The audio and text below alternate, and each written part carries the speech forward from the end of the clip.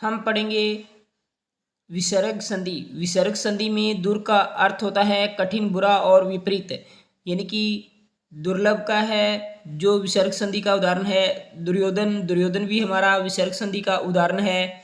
और दुर्भावना, दुर्भावना भी विसर्ग संधि का उदाहरण है। दुर्व्यवहार, ये भी विसर्ग संधि का है। दुरंत, दुरंत भी विसर्ग संधि का है।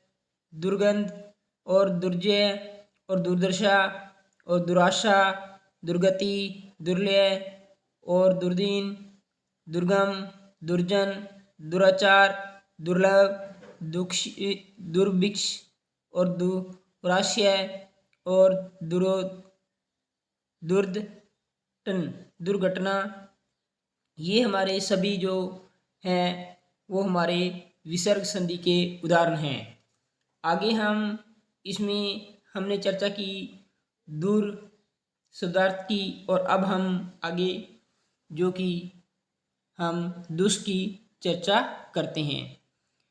दुष् माने होता है कठिन, बुरा और विपरीत, जो कि दुष्कर्म, दुष्प्रयोग, दुष्कर, दुष्काल, दुष्फल, दुष्प्रहार और दुष्परिणाम।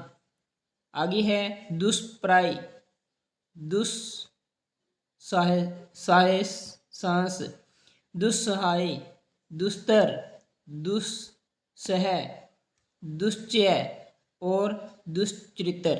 हमने सारे जो उदाहरण पढ़े हैं वो हमारे विसर्ग संधि के चल रहे हैं। आगे है हमारा दुष् के बाद में नीर। नीर संधि में ये नीर जो हमारा वाक्यांश है इस पे हम चर्चा करेंगे। विसर्ग संधि का उदाहरण है नीर भी। नीर माने होता है विषेद रहित, बाहर, बिना, निर्मित और निर्विमान, निरादर, निरस्त, निराकार, निरुत्साह, निरीक्षक, निर्यात, निर्गम, निरपराध और निर्भीक, निर्भय, निर्दोष, निरादर, निराधार, निरकुश, निरंतर, निरामिष।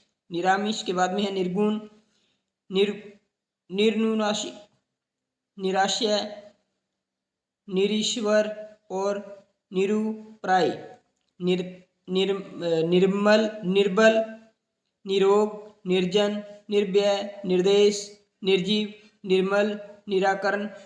हमने सारे जे उदाहरण पढ़े हैं वो हमारे टोटल विसर्ग संधि के हैं। जो हमने पाठ पढ़ा विसर्ग संधि का, हिंदी सब्जेक्ट चल रहा है और ऑल कंपटीशन एग्जाम में